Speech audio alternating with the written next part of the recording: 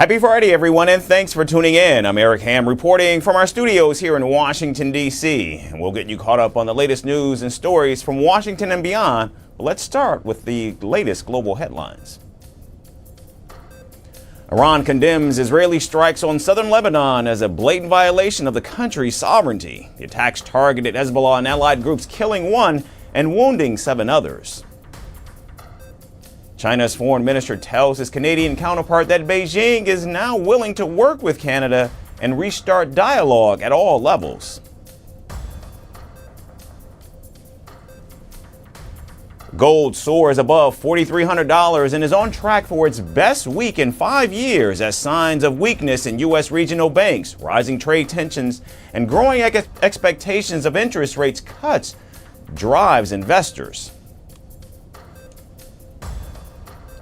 Mongolian lawmakers oust the country's prime minister after just 4 months in office following weeks of political infighting and a dispute over a policy change on mineral export taxes. And Japan's lower house scheduling committee says that it's agreed to hold a parliamentary vote on October 21st to select the country's next prime minister.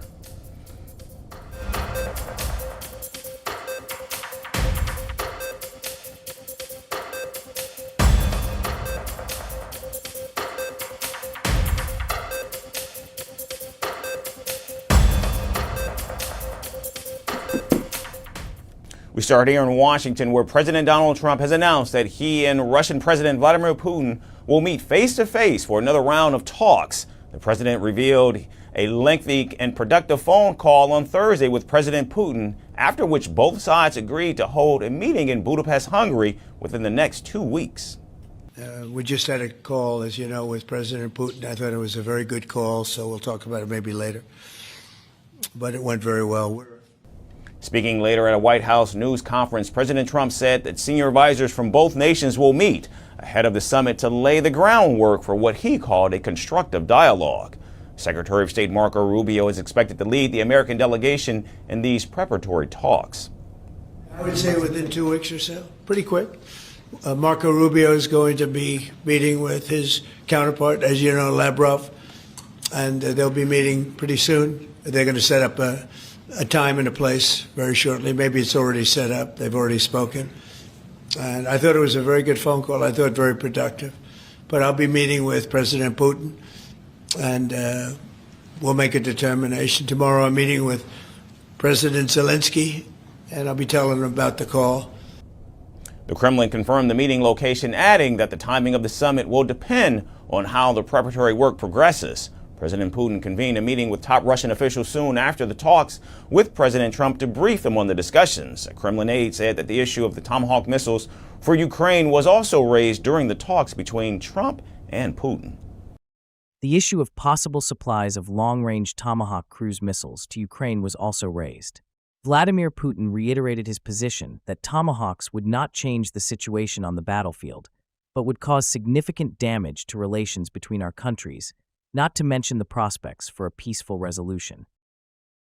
Meanwhile, Hungarian Prime Minister Viktor Orban said he'll speak with Vladimir Putin to discuss the U.S.-Russia summit.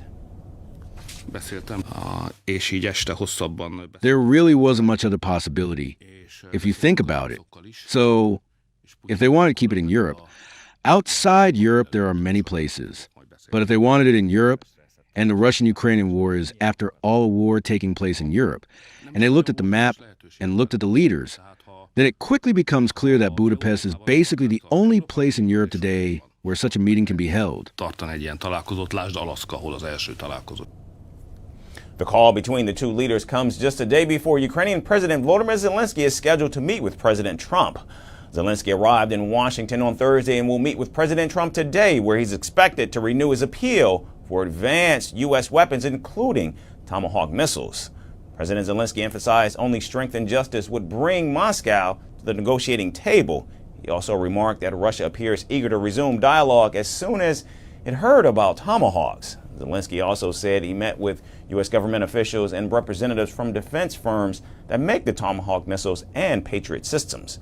Meanwhile, President Trump told reporters that the U.S. cannot deplete its own Tomahawk stockpile. What Well, we talked about it a little bit, didn't say much, but I do say to you, we need Tomahawks for the United States of America, too. We have a lot of them, but we need them. I mean, we can't deplete for our country. So, they're very vital. They're very powerful. They're very accurate. They're very good, but we need them, too. He also promised to brief President Zelensky about his conversation with Vladimir Putin. The call between President Trump and Putin is the first direct communication between the two leaders since their last meeting in Alaska in August. The call came just hours before Russia launched one of its largest attacks on Ukraine this year, firing over 35 ballistic missiles and 320 drones. The assaults triggered power outages across 8 regions, including Kyiv, and damaged vital energy infrastructure. Ukraine has ramped up its attacks on Russian targets as well, including a strike on an oil refinery in the Saratov region. As Washington prepares to host both the Ukrainian and Russian delegations in the coming days, the stakes certainly could not be any higher. Whether this new round of diplomacy marks the start of meaningful progress or just another uneasy pause in a long and bitter conflict is a question the world will be watching very closely. With a high-stakes meeting scheduled with Russia's Vladimir Putin, U.S. President Donald Trump sits down with Ukraine's Zelensky once again at the White House.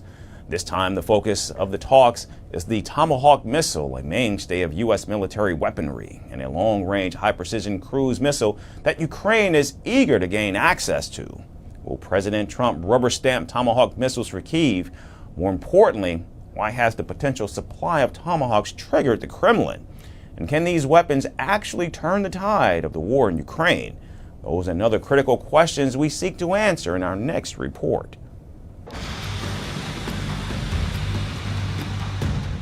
Tomahawk is a vicious weapon.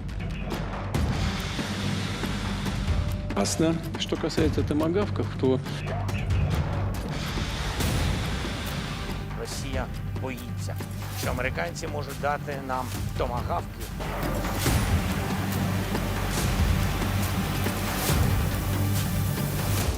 Three world leaders trying to settle a nearly 4-year-long devastating war are stuck on one name. Tomahawk, U.S.-made high-accuracy, long-range weapon that could turn the tide of the conflict between Russia and Ukraine. There is speculation that American President Donald Trump is about to rubber-stamp the Tomahawk missiles for Ukraine. Trump is sitting down once again with the Ukrainian President Volodymyr Zelensky for talks at the White House, after a phone call with Russia's Vladimir Putin. At the center of these talks is the Tomahawk. But did President Putin try to dissuade you from selling Tomahawk missiles? Well, of course. What do you think he's going to say? Please sell Tomahawks? But did he give you Is he going to say, please sell those Tomahawks? I really appreciate it. I did actually say, would you mind if I gave a couple of thousand Tomahawks to your opposition? I did say that to him. I said it just that way. He didn't like the idea. He really didn't like the idea. No, I said it that way. You have to be a little bit lighthearted sometimes, but no, he doesn't want Tomahawk. Tomahawk is a vicious weapon. It's a vicious, offensive, incredibly destructive weapon. Nobody wants Tomahawk shot at him. Did he specifically ask you not to provide Tomahawks? So, wouldn't anybody? I mean, it's been in the news. Who wouldn't do that? CNN. Who wouldn't do that? Do you think he's going to say, I'd love to have Tomahawk sent my way? I don't think so. The main topics are air defense and our possibilities with long range to pressure on Russia. It's too early to talk about the number and the possibilities. Although, frankly, I've already shared our vision with President Trump. But some of these things are probably not for phone conversation. That's why we'll meet with him. What are the Tomahawk missiles? Why does Ukraine want them? And is it really a threat to Russia? It's dangerous. As for Tomahawks, they're a powerful weapon. Granted, they're not exactly modern anymore, but they're powerful and pose a threat. And of course, this won't change the balance of power on the battlefield at all. The Tomahawk cruise missile has been the mainstay of U.S. armed forces. From Operation Desert Storm against Saddam Hussein's Iraq in 1991, to targeted operations against Iran-backed Houthis in Yemen in 2024, and to strikes on Iranian nuclear sites in June this year. The Tomahawk missile has been in service in the U.S. for 42 years. Made by American firm Raytheon, Tomahawk is a long-range cruise missile. It is propelled by a jet engine and is guided by onboard GPS. These missiles are 6 meters long and can carry a 1,000-pound or around 450 kilograms warhead, including nuclear ones. A Tomahawk flies at subsonic speed and low altitude, which makes it difficult to be detected by ground radar even in heavily guarded airspace. And they are extremely accurate. The latest variants come with advancements. They can loiter near a target and be reprogrammed during flight to switch targets. Its cost? A whopping $1.3 million on an average. What makes these missiles crucial for Ukraine is not just its precision, but also its long range, which is nearly 1,600 kilometers. If supplied to Ukraine, this would give its forces the capability to strike targets deep inside Russia, including capital Moscow and the city of St. Petersburg. For context, Ukraine currently uses weapons such as the British Storm Shadow missile and the U.S. Army Tactical Missile System. These have a range of only 300 to 500 kilometers, limiting targets to those relatively closer to Ukraine's border. Could Tomahawks pose a problem for Russia? Ukraine says it would use these missiles to significantly damage or destroy key military facilities inside Russia, including drone factories and air bases that Moscow's forces use to launch bombers for large-scale attacks on Ukraine. Russian oil depots, convoys of stationary vehicles, and transport choke points are also potential targets. Experts say that while the Tomahawk is a very powerful weapon, it perhaps may not be the game-changer that Ukraine is hoping for. But the fact that Russia's President Vladimir Putin has been making regular statements about America's potential supply of Tomahawk to Ukraine points to the level of concern in Moscow. Can Tomahawks harm us? They can. We'll be shooting them down and improving our air defense systems. Will this damage our relations, which are now seeing some light at the end of the tunnel? Of course it will. But how could it be otherwise? Using Tomahawks without the direct participation of American military personnel is impossible. This would mark a completely new, qualitatively new stage of escalation, including in relations between Russia and the United States. After Trump and Zelensky hold talks in Washington, the U.S. president will head to Budapest for talks with Russia's Putin. What's certain is that the Tomahawk is the new point of friction between Trump and Putin. But what remains to be seen is whether the supply of Tomahawk to Ukraine shortens the war and hastens peace, or prolongs it further and escalates the conflict. And now to the Big Apple, where 3 mayoral candidates, Democrat Zohran Mamdani, Independent Andrew Cuomo, and Republican Curtis Sliwa, faced off on Thursday night in the first of 2 televised debates ahead of the November 4th election. The 2-hour debate held at Rockefeller Center offered voters a close look at how each contender plans to lead America's largest city.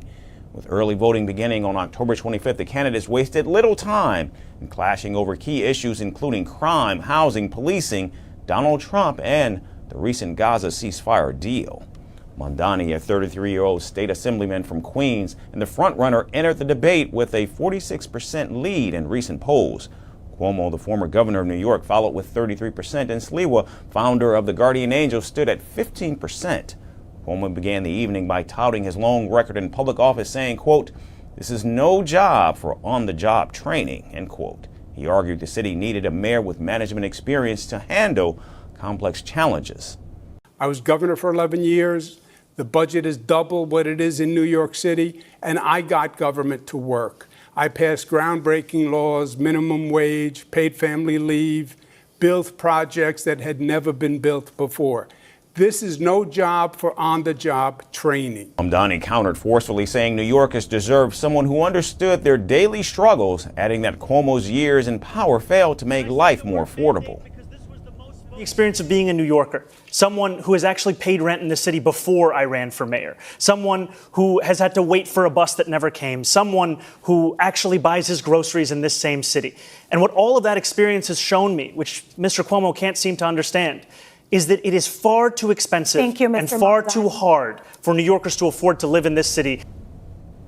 Republican candidate Sliwa presented himself as an outsider tired of career politicians. He blamed both parties, in fact, for creating the city's problems and promised to restore safety through stronger policing.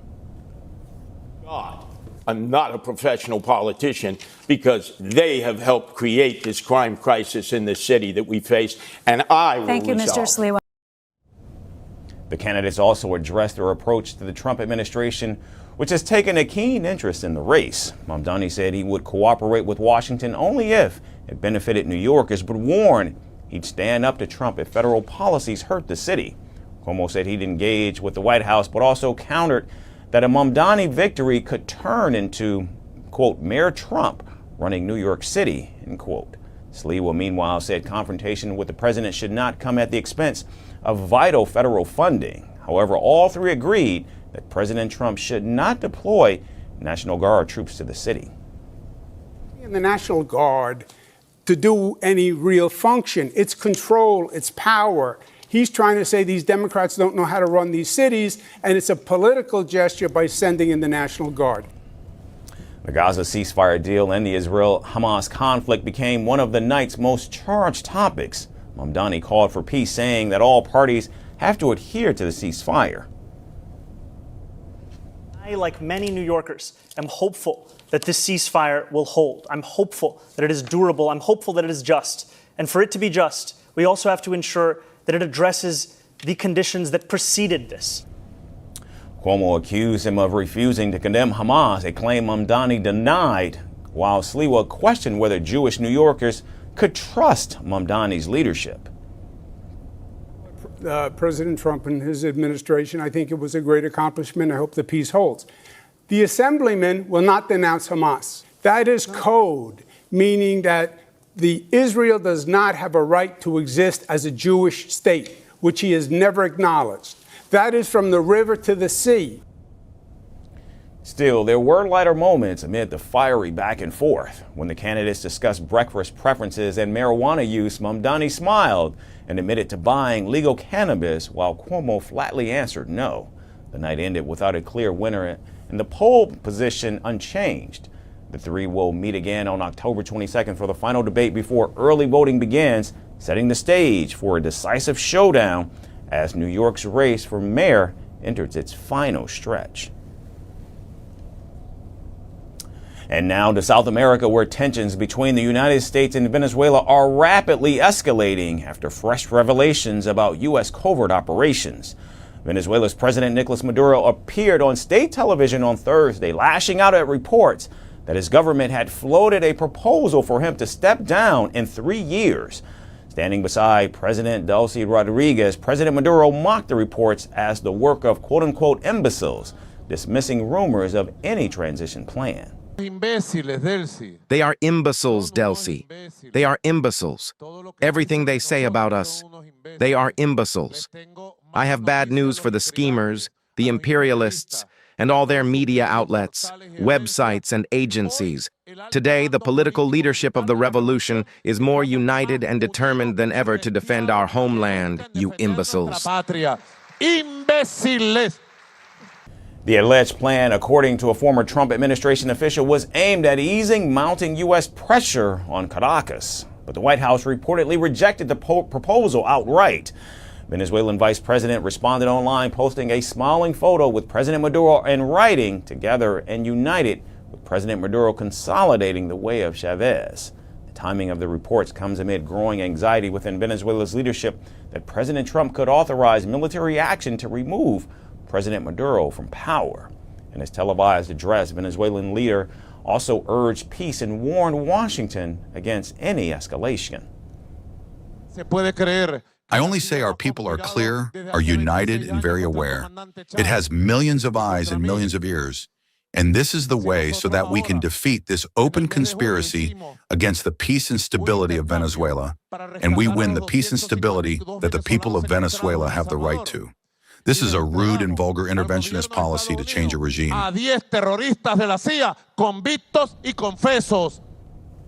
President Maduro also condemned Trump's admission that he authorized the CIA to carry out covert operations inside Venezuela. So the U.S. government decides to send the CIA to Venezuela? Did you see the news? They authorized the CIA to carry out operations against Venezuela, against peace in Venezuela. That's unprecedented. They've always done it. But never before since the CIA has existed has any previous administration publicly said that it was sending the CIA to kill, overthrow, and destroy countries. A 10 terroristas de la CIA, convictos y confesos. His comments followed confirmation that the U.S. military has recently conducted multiple strikes in the Caribbean Sea against suspected drug smuggling vessels linked to Venezuela. At least 5 boats have been hit in recent weeks, killing 27 people altogether. And at the White House, President Trump defended his authorization of CIA operations, saying they were 2 main reasons. Listen in.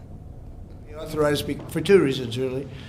Number one, they have emptied their prisons into the United States of America. They came in through the, they came in through the border. And the other thing are drugs. We have a lot of drugs coming in from Venezuela. And a lot of the Venezuelan drugs come in through the sea, so you get to see that. But we're going to stop them by land also. Meanwhile, Venezuela has mobilized its military and civilian militia, including war games, in preparation for a possible confrontation. So as the U.S. builds its presence in the Caribbean and Caracas strengthens its defenses, both nations appear locked in a dangerous standoff. And today we end in Canada, where comedian Kapil Sharma's Dream Cafe has once again turned into a crime scene. The restaurant was attacked for the 3rd time in a year, with gunmen once again targeting the venue. A chilling video shows gunmen opening fire at the cafe from a moving vehicle, shattering windows and terrifying staff inside. While no injuries have been reported, the incident has once again raised alarm over gang-linked threats.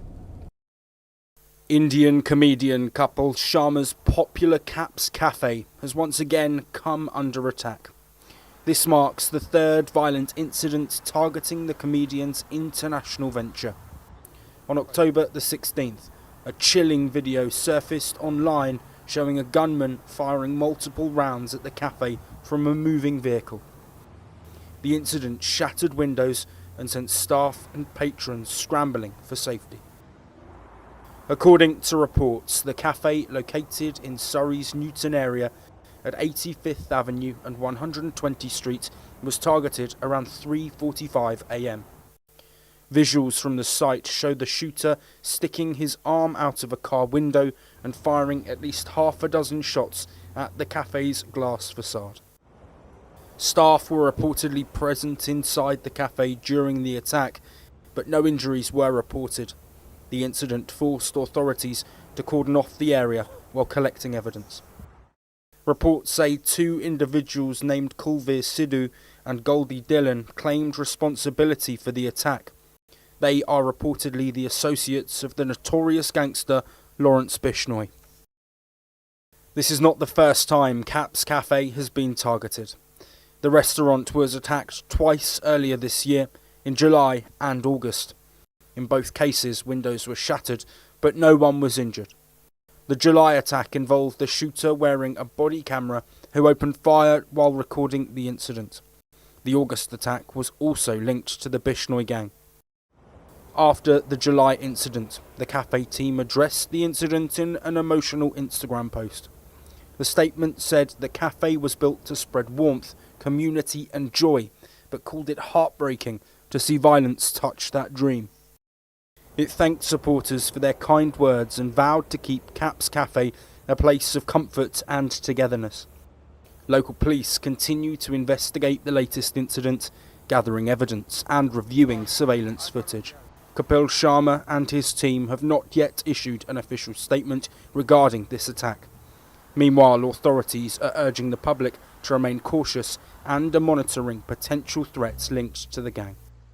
The repeated attacks have left the community on edge, and what was built as a place of joy now faces the harsh realities of organised crime.